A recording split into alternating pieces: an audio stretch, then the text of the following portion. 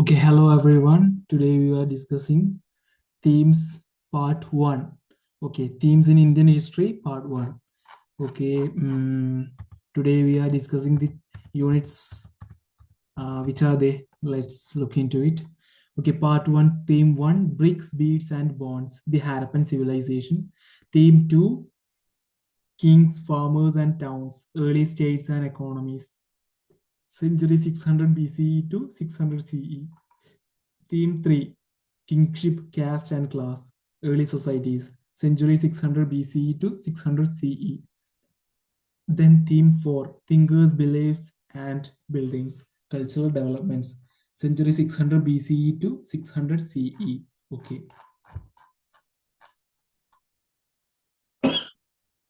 Okay. Theme 1, Bricks, Beads and Bonds, the Harappan Civilization. The Harappan Seal is possibly the most distinctive artifact of the Harappan or Indus Valley civilization. Made of a stone called steatite, seals like this one often contain animal motifs and signs from a script that remains undeciphered. Yet we know a great deal about the lives of the people who lived in the region, from what they left behind, their houses, pots, ornaments, tools, and seals. In other words, from archaeological evidence, let us see what we know about the Harappan civilization and how we know about it. We will explore how archaeological material is interpreted and how interpretations sometimes change. Of course, there are some aspects of the civilization that are as yet unknown and may even remain so. So, this is the Harappan seal. Okay, I hope you can see them. Okay, terms, places, and times. The Indus Valley civilization is also called the Harappan culture. Archaeologists use the term culture for a group of objects distinctive in style that are usually found together within a specific geographical area and period of time. In the case of the Harappan culture, these distinctive objects include seals, beads, weights, stone blades, and even baked bricks. These objects were found from areas as far apart as Afghanistan, Jammu, Balochistan, which is in Pakistan, and Gujarat. Named after Harappa, the first site where this unique culture was discovered. The civilization is dated between century 2600 and 1900 BCE. So 2600 and 19th century BCE. There were earlier and later cultures, often called early Harappan and late Harappan, in the same area. The Harappan civilization is sometimes called the mature Harappan culture to distinguish it from these cultures. Okay, so these are the beads, weights, and blades. Okay, you will find certain abbreviations related to dates in this book. BP stands for before present. BCE stands for before common era. CE stands for the common era, the present year 2015, according to this dating system. C stands for the Latin word circa and means approximate. Okay. So you here you can see the some important mature Harappan sites, which are the Manda, Harappa, Rakhi Kharhi, Banavali, Mittathal, Kalibangan, Ganveri Wala, Kot Diji, Mohenjadaro, Sutka Jandor, Amri, Chanhudaro, Balakot, Dholavira, Nageshwar, Lothal, Rangpur. Here Amri is in Pakistan. Okay. So early and mature Harappan culture. Look at these figures for the number of settlements in Sindh and Cholistan, the desert area of Pakistan bordering the Thar Desert. Okay, you can see the data here. Okay, next, beginnings. There were several archaeological cultures in the region prior to the mature Harappan. These cultures were associated with the distinctive pottery, evidence of agriculture and pastoralism, and some crafts. Settlements were generally small and there were virtually no large buildings. It appears that there was a break between the early Harappan and the Harappan civilization, evident from large scale burning at some sites as well as the abandonment of certain settlements. Okay, subsistence strategies. If you look at map 1 and 2, you will notice that the mature Harappan culture developed in some of the areas occupied by the early Harappan cultures. These cultures also shared certain common elements, including subsistence strategies. The Harappans ate a wide range of plant and animal products, including fish. Archaeologists have been able to reconstruct dietary practices from finds of charred grains and seeds. These are studied by archaeobotanists who are specialists in ancient plant remains. Grains found at Harappan sites include wheat, barley, lentil, chickpea, and sesame. Millets are found from sites in Gujarat. Finds of rice are relatively rare. Okay, rare. Animal bones found at Harappan sites include those of cattle, sheep, goat, buffalo, and pig. Studies done by archaeozoologists or zoo archaeologists indicate that these animals were domesticated. Bones of wild species such as boar, deer, and gharial are also found. We do not know whether the Harappans hunted these animals themselves or obtained meat from other hunting communities. Bones of fish and fowl are also found. Okay. So here you can see the areas of early Harappan occupation, map 2, which is map 2. Amri Nal, Damb Sadat, Kot Diji, Siswal, Kot Diji, Damb Sadat, Amri Nal. Okay, agricultural technologies. While the prevalence of agriculture is indicated by finds of grain, it is more difficult to reconstruct actual agricultural practices. Were seeds broadcast or scattered on plowed lands?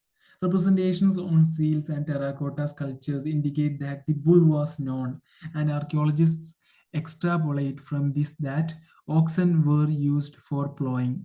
Moreover, terracotta models of the plow have been found at sites in Cholistan and at Banavali, Haryana. Archaeologists have also found evidences of plowed field at Kalibangan, Rajasthan, associated with early Harappan levels.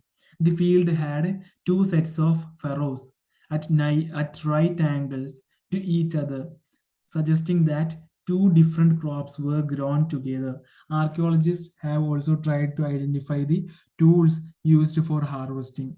Did the Harappans use stone blades set in wooden handles, or did they use metal tools? Most Harappan sites are located in semi arid lands where irrigation was probably required for agriculture. Traces of canals have been found at the Harappan site of Short Tugai in Afghanistan, but not in Punjab or Sindh. Okay, so this is a terracotta bull. Okay, this is an image of terracotta bull. Okay, is it possible that ancient canals silted up long ago? It is also likely that water drawn from wells was used for irrigation. Besides, water reservoirs found in Dholavira, Gujarat may have been used to store water for agriculture. Okay, these are the copper tools. You can see them here. Okay, this is the reservoir at Dholavira, not the masonry work here. Okay, here at Dholavira. Okay, how artifacts are identified. Processing of food required grinding equipment as well as vessels for mixing, blending, and cooking. These were made of stones, metal, and terracotta. This is an excerpt from one of the earliest reports on excavations at Mohenjo-daro, the best known Harappan site. Saddle coins are found in considerable numbers, and they seem to have been the only means in use for grinding cereals. As a rule, they were roughly made of hard, gritty, igneous rock or sandstone and mostly show signs of hard usage. As their as their bases are usually convex, they must have been set in the earth or in mud to prevent their rocking. Two main types have been found: those on which another smaller stone was pushed or rolled to and fro, and the others with which a second stone was used as a pounder, eventually making a large cavity in the nether stone. Coins of the former type were probably used solemnly for grain, the second type possibly only for pounding herbs, and spices for making curries. In fact, stones of this later type are dubbed curry stones by our workmen, and our cook asked for the loan of one from the museum for use in the kitchen. From Ernest Mackay, further excavations at Mohenjo-daro, 1937. Okay, this is the saddle cone. You can see in the figure 1.6 saddle cone. Okay, Mohenjo-daro, a planned urban center. Perhaps the most unique feature of the Harappan civilization was the development of urban centers. Look at one such center, Mohenjo-daro, more closely. Okay. Although Mohenjo-daro is the most well-known site, the first site to be discovered was Harappa. Although Mohenjo-daro is the most well-known site, the first site to be discovered was Harappa. Okay, settlement is divided into two sections, one smaller but higher, and the other much larger but lower. Okay, layout of Mohenjo-daro. You can see here in the western side, it is citadel, which is which one is smaller but higher. Citadel in the western side, and lower town, which is lower but larger in the eastern side. Okay, you can see it in Mohenjo-daro. Okay. So archaeologists designate these as the citadel and the lower town respectively. The citadel owes its height to the fact that the brick buildings were constructed on mud brick platforms. It was walled, which meant that it was physically separated from the lower town. The lower town was also walled. Several buildings were built on platforms which served as foundations. It has been calculated that if one laborer moved roughly a cubic meter of earth daily just to put the foundations in place, it would have required 4 million person days. In other words, mobilizing labor on a very large scale. Consider something else. Once the platforms were in place, all building activity within the city was restricted to a fixed area on the platforms. So it seems that the settlement was first planned and then implemented accordingly. Other signs of planning include bricks, which, whether sun dried or baked, were of a standardized ratio, where the length and breadth were 4 times and twice the height, respectively. Such bricks were used at all Harappan settlements. Okay. The plight of Harappa. Although Harappa was the first site to be discovered, it was badly destroyed by brick robbers. As early as 1875, Alexander Cunningham, the first Director General of Archaeological Survey of India, often called the father of Indian archaeology, noted that the amount of brick taken from the ancient site was enough to lay bricks for about 100 miles of the railway line between Lahore and Multan. Thus, many of the ancient structures at the site were damaged. In contrast, Mohenjo-daro was far better preserved. Okay. Next is laying out drains. One of the most distinctive features of Harappan cities was the carefully planned drainage system. If you look at the plan of the lower town, you will notice that roads and streets were laid out along an approximate grid pattern, intersecting at right angles. It seems that streets with the drains were laid out first and then houses built along them. If domestic wastewater had to flow into the street drains, every house needed to have at least one wall along a street. Okay, a drain in Mohenjo-daro. Notice the huge opening of the drain. Okay, citadels. While most Harappan settlements have a small high western part and a larger lower eastern section, there are variations. At sites such as Dholavira and Lothal, Gujarat, the entire settlement was fortified, and the sections within the town were also separated by walls. The citadel within Lothal was not walled off, but was built at a height. Okay, domestic architecture. Lower town at Mohenjo-daro provides Examples of residential buildings. Many were centered on a courtyard with rooms on all sides. The courtyard was probably the center of activities such as cooking and weaving, particularly during hot and dry weather. What is also interesting is an apparent concern for privacy. There are no windows in the walls along the ground level.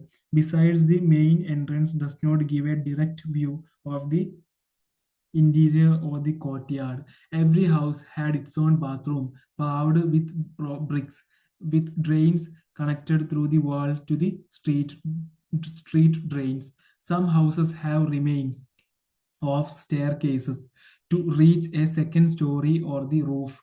Many houses had wells, often in a room that could be reached from the outside and perhaps used by the passers-by. Scholars have estimated that the total number of wells in Mohenjo-daro was about 700. Okay, so this is the well you can see in the sixth number room. Okay, the most ancient system yet discovered. About the drains, Mackay noted, it is certainly the most complete ancient system as yet discovered. Every house was connected to the street drains. The main channels were made of bricks set in mortar and were covered with loose bricks that could be removed for cleaning. In some cases, limestone was used for the covers. House drains first emptied into a sump or cesspit into which solid matter settled while the wastewater flowed out into the street drains. Very long drainage channels were provided at intervals with sumps for cleaning. It is a wonder of archaeology that little heaps of material, mostly sand, have frequently been found lying alongside drainage channels, which shows that the debris was not always carted away when the drain was cleared. Okay, from Ernest Mackay, Early Indus Civilization, 1948. Drainage systems were not unique to the larger cities, but were found in smaller settlements as well. At Lothal, for example, while houses were built of mud bricks, drains were made of burned bricks. Okay, this is an isometric drawing of a large house in Mohenjo-daro. Okay, there was a well in room number 6. Okay, the citadel. This is the citadel, figure of the citadel. Okay, plan of the citadel. Okay, the citadel. It is on the citadel that we find evidences of structures that were probably used for special public purposes. These include the warehouse. Warehouse is a massive structure of which the lower brick portion remain, while the upper portions, probably of wood, decayed long ago, and the Great Bath. The Great Bath was a large rectangular tank in a courtyard. Yeah, you can see here. Okay, Great Bath. Great Bath was a large rectangular tank in a courtyard surrounded by a corridor on all four sides. There were two flights of steps on the north and south leading to the tank, which was made watertight by setting bricks on edge and using a mortar of gypsum. There were rooms on three sides, in one of which was a large well. Water from the tank flowed into a huge drain. Across a lane to the north lay a smaller building with 8 bathrooms, four on each side of a corridor, with drains from each bathroom connecting to a drain that ran along the corridor. The uniqueness of the structure, as well as the context in which it was found, the citadel with several distinctive buildings, has led scholars to suggest that it was meant for some kind of a special ritual bath. Okay. Tracking social differences, burials. Archaeologists generally use certain strategies to find out whether there were social or economic differences amongst people living within a particular culture. These include studying burials. You are probably familiar with the massive pyramids of Egypt, some of which were contemporaneous with the Harappan civilization. Many of these pyramids were royal burials, where enormous quantities of wealth was buried. At burials in Harappan sites, the dead were generally laid in pits, Sometimes there were differences in the way the burial pit was made. In some instances, the hollowed out spaces were lined with bricks. Could these variations be an indication of social differences? We are not sure. Some graves contain pottery and ornaments, perhaps indicating a belief that these could be used in the afterlife. Jewelry has been found in burials of both men and women. In fact, in the excavations at the cemetery in Harappa in the mid 1980s, an ornament consisting of three shell rings, a jasper. Jasper is a kind of semi-precious stone bead, and hundreds of micro beads was found near the skull of a male. In some instances, the dead were buried with a copper mirrors. But on the whole, it appears that the Harappans did not believe in burying precious things with the dead. Okay, Harappans did not believe in burying precious things with the dead. Okay, this is an image of a copper mirror. Okay, looking for luxuries. Another strategy to identify social differences is to study artifacts, which archaeologists broadly classify as utilitarian and luxuries. The first category includes objects of daily use made fairly easily out of ordinary materials such as stone or clay. These include cones, pottery, needles, flesh rubbers, body scrubbers, etc., and are usually found distributed throughout settlements. Archaeologists assume objects were luxurious if they are rare or made from costly non-local materials or with complicated technologies. Thus, little pots of fanes, a material made of ground sand or silica mixed with color and a gum and then fired, were probably considered precious because they were difficult to make. A fane sport. The situation becomes more complicated when we find what seem to be articles of daily use, such as spindle whorls made of rare materials such as fanes. Do we classify these as utilitarian or luxuries?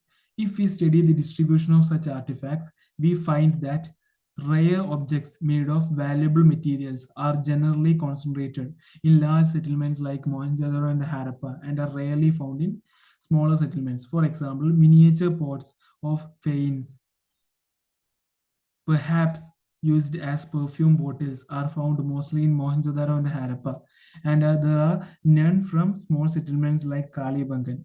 Gold, gold too was rare, and as at present probably precious. All the gold jewelry found at Harappan sites was recovered from hoards. Hoards. Okay, hoards are objects kept carefully by people, often inside containers such as pots. Such hoards can be of jewelry or metal objects saved for reuse by metal workers. If for some reason the original owners do not retrieve them, they remain where they are left till some archaeologist finds them. Okay, finding out about craft production. Chanhudaro. Locate Chanhudaro on map 1. Okay, already located. This is a tiny settlement, less than 7 hectares as compared to Mohenjo-daro, which is 125 hectares, almost exclusively devoted to craft production, including bead making, shell cutting, metal working, seal making, and weight making. The variety of materials used to make beads is remarkable. Stones like carnelian, which is of beautiful red color, jasper, crystal, quartz, and steatite. Metals like copper, bronze, and gold, and shell, fanes, and terracotta or burned clay. Some beads were made of two or more stones cemented together, some of stone with gold caps. The shapes were numerous: disc shaped, cylindrical, spherical, barrel shaped, segmented. Okay, some were decorated by incising or painting, and some had designs etched onto them. Okay, a tool and beads. Okay, you can see them here. Techniques for making beads differed according to the material. Steatite, a very soft stone, was easily worked. Some beads were molded out of a paste with paste made with steatite powder. This permitted making a variety of shapes, unlike the geometrical forms made out of harder stones. How the steatite microbead was made remains a puzzle for archaeologists studying ancient technology.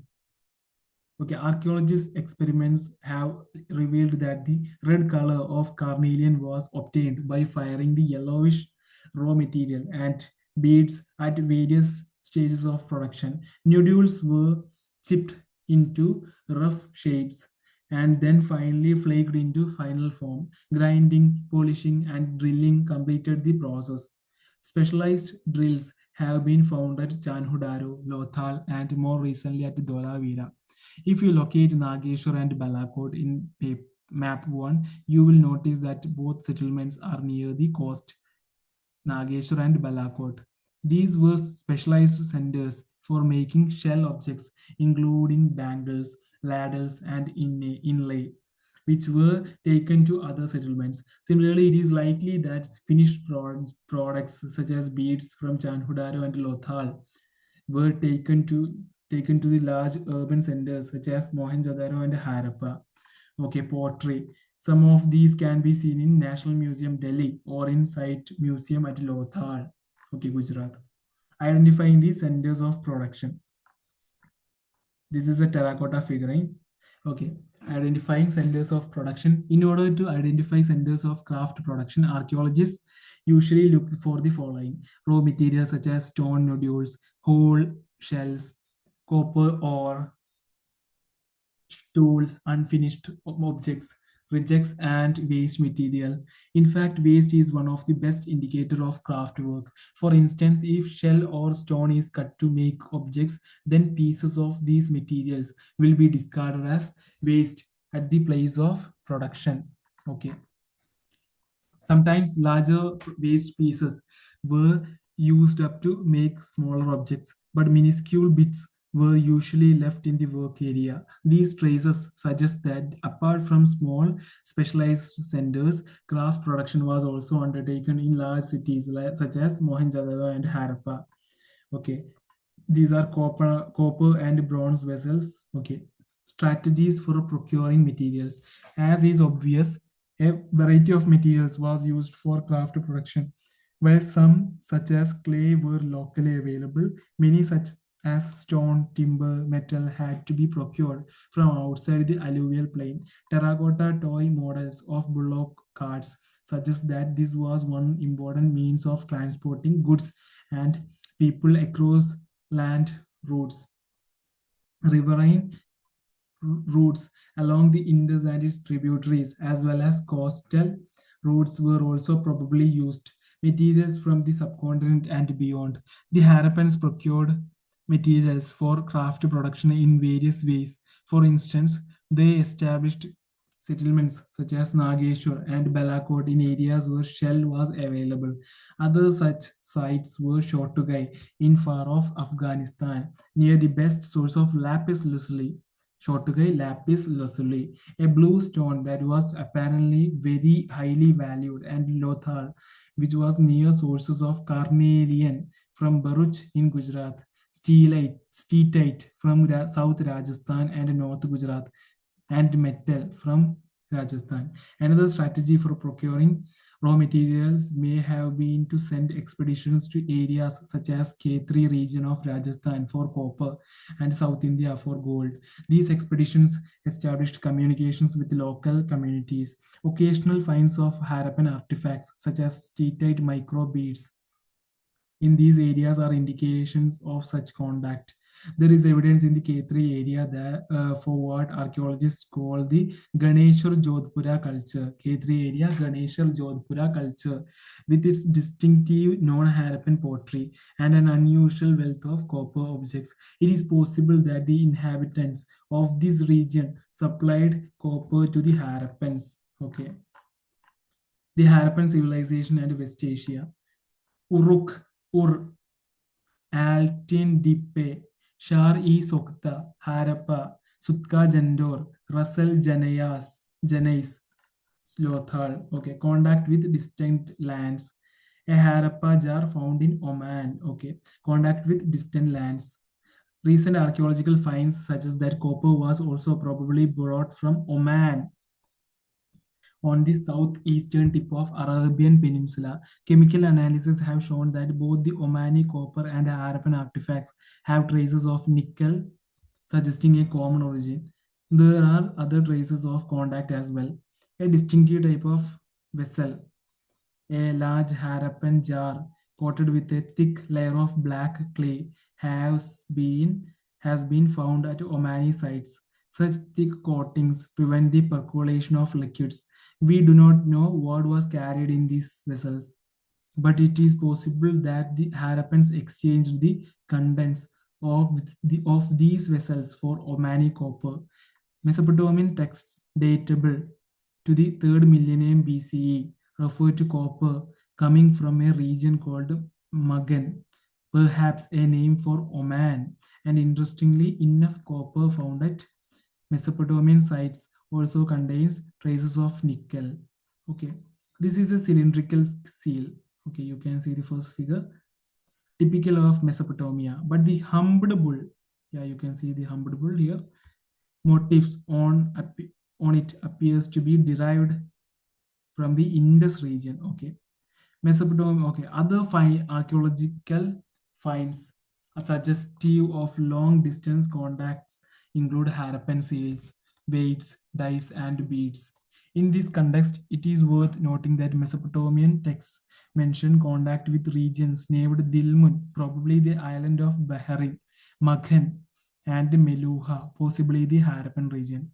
So Dilmun is Bahrain, Meluha is Harappan region. Okay. They mention the products from Meluha, which are the carnelian, lapis lazuli, copper, gold, and varieties of wood.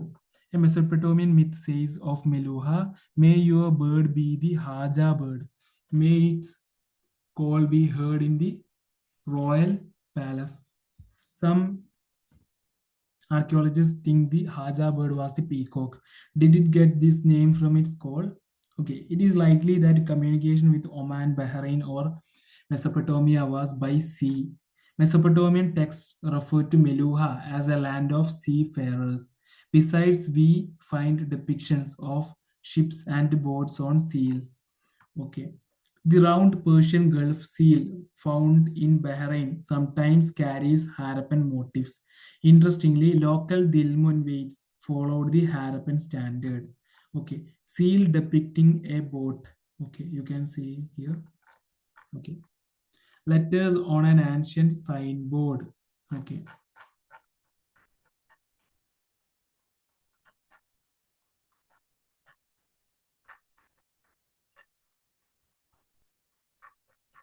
Hmm, okay, seals, scripts, and weights.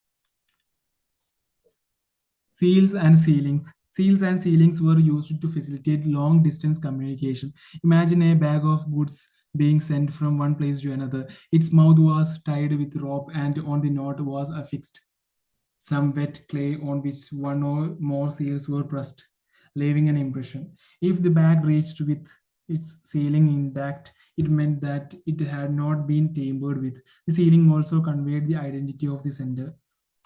A sealing from Ropar, you can see here. Okay, an enigmatic script. Harappan seals usually have a line of writing, probably containing the name and title of the owner. Scholars have also suggested that the motif, generally an animal, conveyed a meaning to those who could not read. Most inscriptions are short, the longest containing about 26 signs, 26 signs, 26. Although the script remains undeciphered to date, it was evidently not alphabetical, where each sign stands for a vowel or a consonant, as it has just too many signs, somewhere between 375 and 400. It is apparent that the script was written from right to left, as some seals show a wider spacing on the right and the cramping on the left, as if the engraver began working from the right and then ran out of space. Consider the variety of objects on which writing has been found: seals, copper tools, rim of jars, copper and terracotta tablets, jewelry. bone, roads, even an ancient signboard. Remember, there may have been writing on perishable materials too. Could this mean that literacy was widespread? Okay. Weights and weights and exchanges were regulated by a precise system of weights, usually made of a stone called the chert, and generally cubical, with no markings. The lower denominations of weights were binary 1, 2, 4, 16, 32, etc., up to 12,800. While the higher denominations followed the decimal system, the smaller weights were probably used for weighing jewelry and beads. Metal scale pans have also been found. Okay. Ancient authority. Okay, here you can see a priest king. Okay. Ancient authority, there are indications of complex decisions being taken and implemented in Harappan society. Take, for instance, the extraordinary uniformity of Harappan artifacts as evident in pottery, pottery, seals, weights, and bricks. Notably, bricks, though obviously not produced in any single center, were of a uniform ratio throughout the region, from Jammu to Gujarat. We have also seen that the settlements were strategically set up in specific locations for various reasons. Besides, labor was mobilized for making bricks and for the construction of massive walls and platforms. Okay, palaces and kings. If we look for a center of power or for depictions of people in power, archaeological records provide no immediate answers. A large building found at Mohenjo-daro was labeled as a palace by archaeologists, but no spectacular finds were associated with it. A stone statue was labeled and continues to be known as the priest king. This is because archaeologists were familiar with the Mesopotamian history and its priest kings and have found parallels in the Indus region. But as we will see, the ritual practices of the Harappan civilization are not well understood. Yet, nor are there any means of knowing whether those who performed them also held political power. Some archaeologists are of the opinion that the Harappan society had no rulers and that everybody enjoyed equal status. Others feel that there was no single ruler but several, that Mohenjo-daro had a separate ruler, Harappa another, and so forth. Yet others argue that there was a single state. Given the similarity in artifacts, the evidence for planned settlements, the standardized ratio of brick size, and the establishment of settlements near sources of raw material. As of now, the last theory seems the most plausible, as it is unlikely that entire communities could have collectively made and implemented such complex decisions. Okay, the end of the civilization. There is evidence that by century 1800 BCE, most of the mature Harappan sites in regions such as Cholistan had been abandoned. Simultaneously, there was an expansion of population into new settlements in Gujarat, Haryana, and western Uttar Pradesh.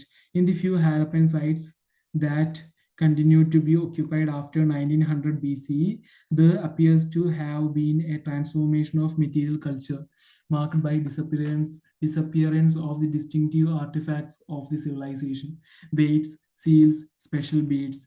Okay, writing, long distance trade, and craft specialization also disappeared. In general, far fewer materials were used to make far fewer things. House construction techniques deteriorated, and large public structures were no longer produced. Overall, artifacts and settlements indicate a rural way of life in what are called the late Harappan or successor cultures.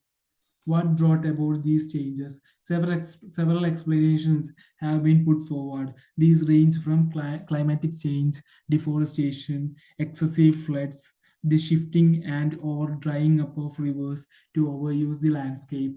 Okay, some of these causes may hold for certain settlements, but they do not explain the collapse of the entire civilization. It appears that a strong unifying element, perhaps the Harappan state, came to an end.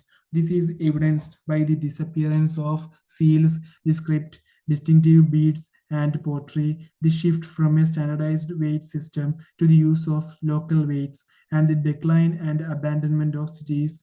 The subcontinent would have to wait for over a millennium for new cities to develop in a completely different region. Okay. Areas of late Harappan occupation: Jukkar, late Siswal, Swat, Rangpur, Cemetery H. Okay. Evidence of an invasion. Evidence of an invasion.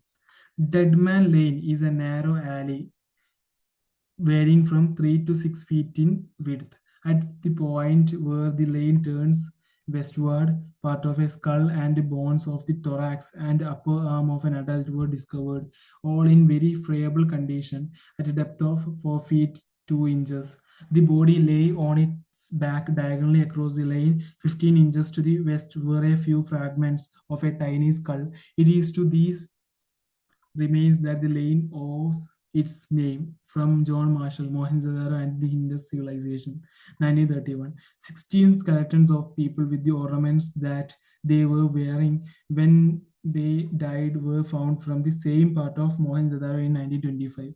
Much later in 1947, R.E.M. Wheeler, then Director General of ASI, tried to correlate this archaeological evidence with that of Rigveda, the earliest known text in the subcontinent. He wrote, the Rigveda mentions Pur, meaning rampart, fort, or stronghold. Indra, the Aryan war god, is called Purandara, the fort destroyer. Where are or were these citadels? It has in the past been supposed that they were mythical. The recent excavation of Harappa may be thought to have changed the picture. Here we have a highly evolved civilization of essentially non-Aryan type, now known to have employed massive fortifications.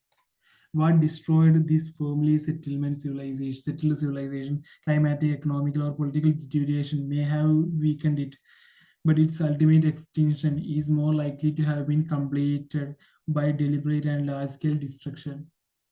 It may be no mere chance that at late period of Mohenjo-daro, men, women, and children appear to have been massacred there. On circumstantial evidence, Indra stands accused. Okay, from R.E.M. Wheeler, Harappa, 1946, Ancient India, 1947.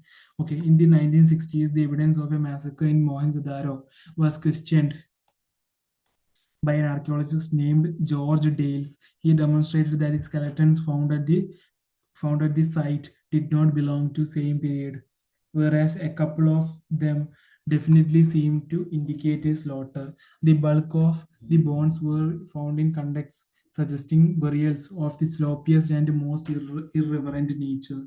There is no destruction level covering the later period of the city, no site of extensive burning, no bodies of warriors clad in armor and surrounded by the weapons of war. The citadel, the only fortified part of the city, yielded no evidence of a final defense. From G.F. Dale's The Mythical Massacre at Mohenjo-daro, Expedition 1964. Okay, discovering the Harappan civilization. So far, we have examined the facets of the Harappan civilization in the context of how archaeologists have used evidence from material remains to piece together parts of a fascinating history. However, there is another story as well about how archaeologists discovered the civilization. When Harappan cities fell into ruin, people gradually forgot all about them. When men and women began living in the area millennia later, they did not know what to make of the strange artifacts that occasionally surfaced, washed by floods, or exposed by soil erosion, or turned up while plowing a field, or digging for treasure. Okay, Cunningham's confusion. When Cunningham, the first Director General of ASI, began archaeological excavations in the mid 19th century, archaeologists preferred to use the written word, texts, and inscriptions as a guide to investigations. In fact, Cunningham's main interest was in the archaeology of the early historic 6th century BCE to 4th century CE and later periods. He used the accounts left by Chinese Buddhist pilgrims who had visited the subcontinent between the 4th and 7th century CE to locate early settlements. Cunningham also collected, documented, and translated inscriptions found during his surveys. When he excavated sites, he tended to recover artifacts that he thought had cultural value.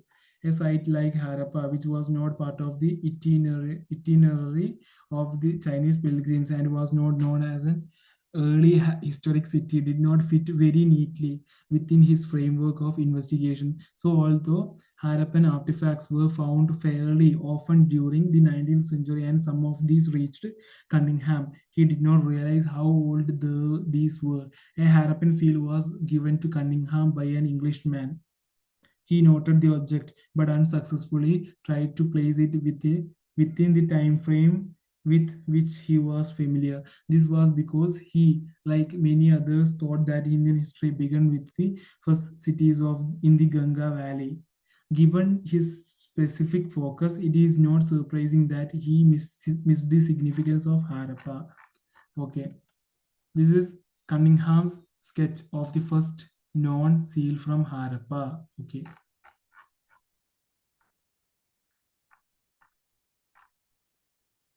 A new old civilization. Subsequently, seals were discovered at Harappa by archaeologists such as Dayaram Sani in the early decades of the 20th century in layers that were definitely much older than early historic levels.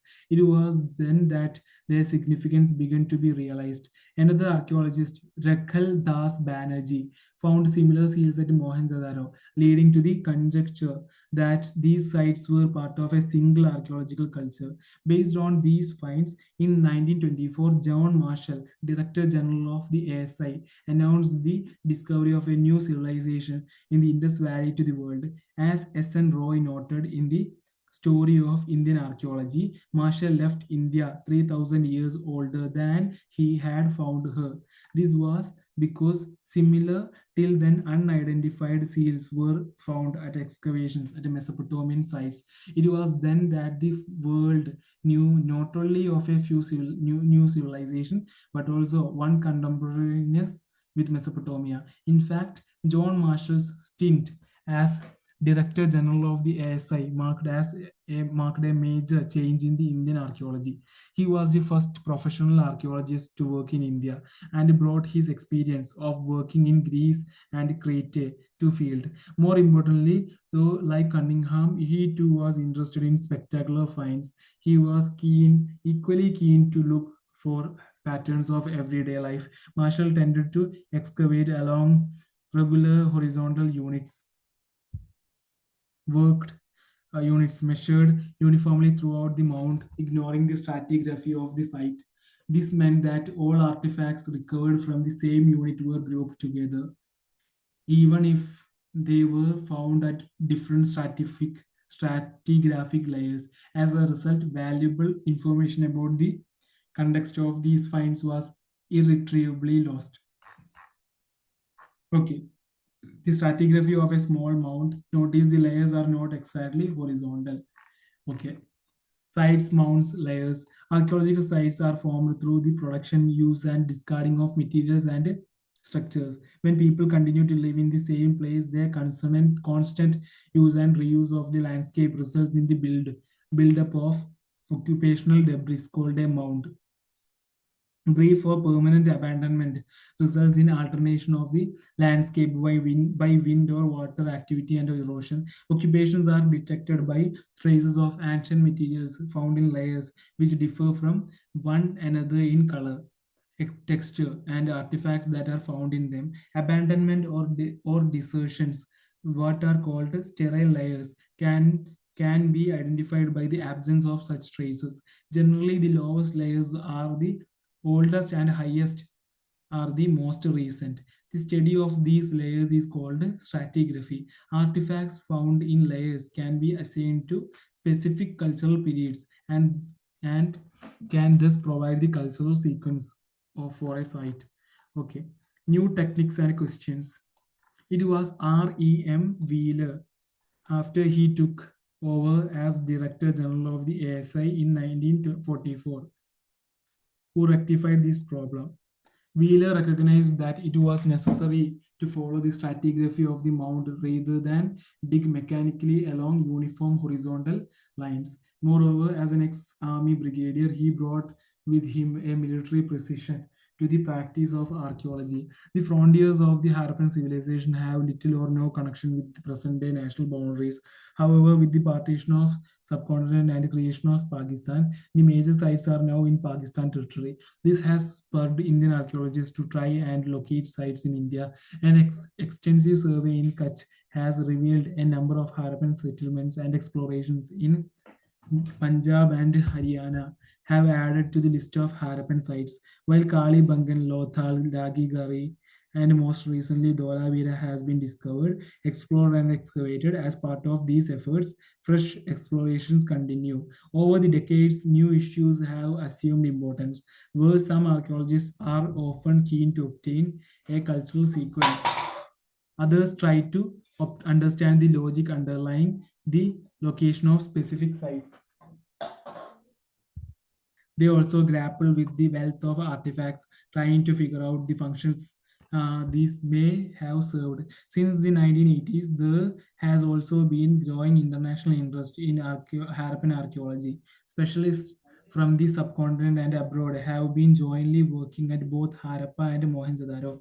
They are using modern scientific techniques, including surface exploration, to recover traces of clay, stone, metal, and plant and animal remains, as well as to minutely analyze every scrap of available evidence. These explorations promise to yield interesting results in the future. Okay, Wheeler at Harappa. Early archaeologists were often driven by a sense of adventure. This is what Wheeler wrote about his experience at Harappa. Okay. R.E.M. Wheeler, My Archaeological Mission to India and Pakistan, 1976. Okay. Problems of piecing together the past. Problems of piecing together the past. As we have seen, it is not the Harappan script that helps in understanding the ancient civilization. Rather, it is material evidence that allows archaeologists to better reconstruct Harappan life. This material could be pottery, tools, ornaments, households, objects, etc. Organic materials such as cloth, leather, wood, and reeds generally decompose, especially in tropical regions. What survive are stone, burned clay, or terracotta, metal, etc. It is also important to remember that only broken or useless objects would have been thrown away. Other things would probably have been recycled. Consequently, valuable artifacts that are found intact were either lost in the past or hoarded and never retrieved. In other words, such finds are accidental rather than typical. Classifying finds, recovering artifacts is just the beginning of the archaeological enterprise. Archaeologists then classify their finds. One simple principle of classification is in terms of material such as stones, clay, metal, bone, ivory, etc. The second and more complicated is in terms of function. Archaeologists have to decide whether, for instance, an artifact is a tool or an ornament or both, or sometimes meant for ritual use. An understanding of the function of an artifact is often shaped by its resemblance with present day things. Beads, coins, stone blades, and pots are obvious examples. Archaeologists also try to identify the function of an artifact by investigating the context in which it was found.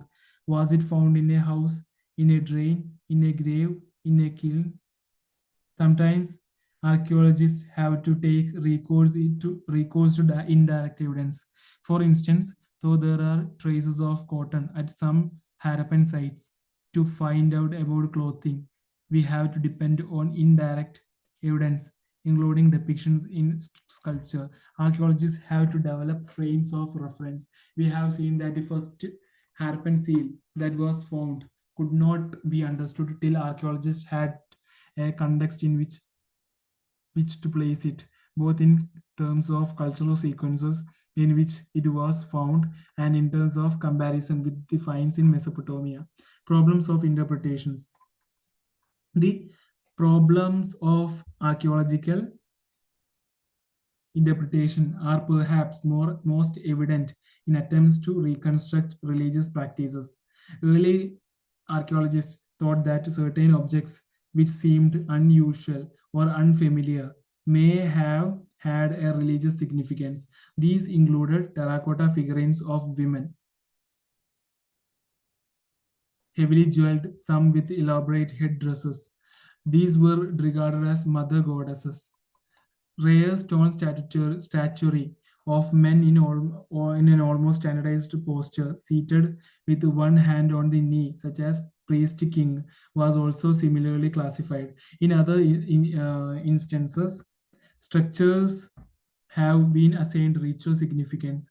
These include the Great Bath and fire altars found at Kalibangan and Lothal. Attempts have also been made to reconstruct religious beliefs and practices by examining seals, some of which seem to depict ritual scenes. Others with plant motifs are thought to indicate nature worship. Some animals, such as the one-horned animal, often called the unicorn, depicted on seals, seem to be mythical, composite creatures. In some seals, a figure shown seated, cross-legged in a yogic posture, sometimes surrounded by animals, has been regarded as a depiction of Proto-Shiva, that is an early form of one of the major deities of Hinduism. Besides, conical stone objects have been classified as lingas. Was this a mother goddess? Okay, this is a mother goddess. Okay, many reconstructions of Harappan religion are made on the assumption that later traditions provide parallels with the earlier ones. This is because archaeologists often move from the known to the unknown, that is, from the present to the past. While this is plausible in the case of stone cones and pots, it becomes more speculative when we extend it to religious symbols.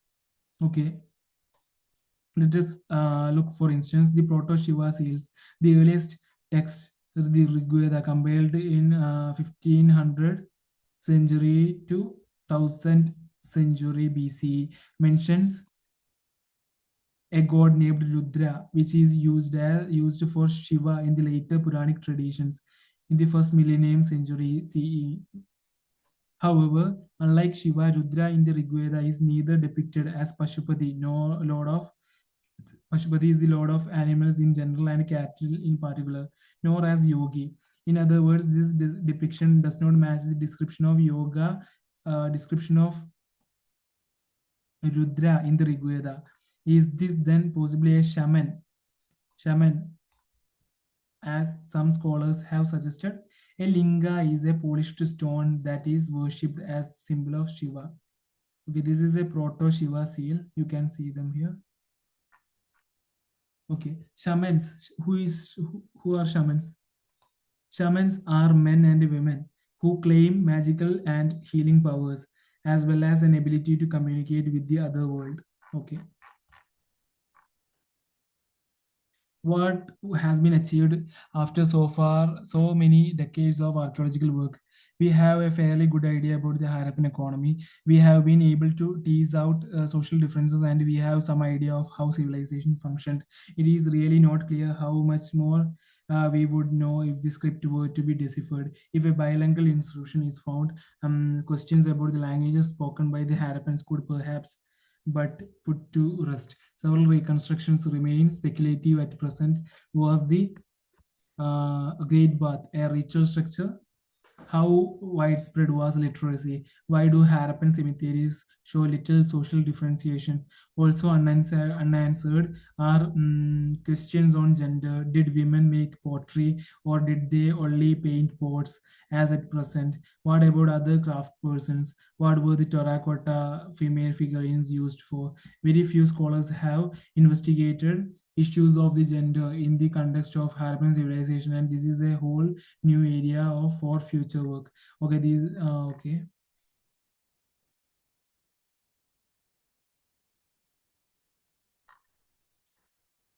This is a figure of terracotta cart. Okay, timeline. We can look into the timeline. One, major periods of early Indian archaeology. 2 million BP before present. Lower Paleolithic. 8,000 Middle Paleolithic. 35,000 Upper Paleolithic. 12,000 Mesolithic. 10,000 Neolithic.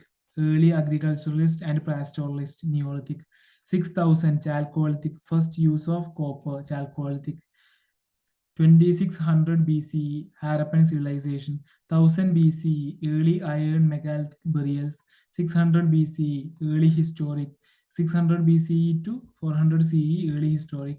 All dates are approximate. Besides, these are wide variations in developments in different parts of the subcontinent. Dates indicated are for the earliest evidence of each phase. Okay, timeline to major developments in Harappan archaeology. Okay, 19th century, 1875, report of Alexander Cunningham on Harappan seal. Okay, 20th century, 1921, M.S. Watts began excavation at Harappa. In 1925, excavations begin at Mohenjo-daro. In 1946, R.E.M. Wheeler excavates at Harappa. In 1955, S.R. Rao begins excavations at Lothal. S.R. Rao.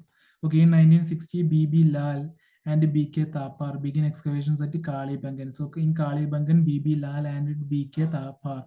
Okay, in 1974, M.R. Mughal begins exploration to Bahawalpur. M.R. Mughal at Bahawalpur. Okay, in 1980, a team of German and Italian archaeologists began surface explorations at Mohenjo-daro. In 1986, American team begins excavations at Harappa. In 1990, R.S. Bisht begins excavations at Dholavira. So R.S. Bisht, Dholavira, M.R. Mughal, Bahawalpur, B.B. Lal and B.K. Thapar, Kalibangan, S.R. Rao, Lothal, R.E.M. Wheeler, Harappa, M.S. Watts, Harappa, Alexander Cunningham on Harappan seal. Okay. So in the next video, we will discuss about the theme 2, kings, farmers and towns, early states and economies, century 600 BCE to 600 CE. Thank you very much. Okay, we'll see you in the next video. Thank you very much. Bye.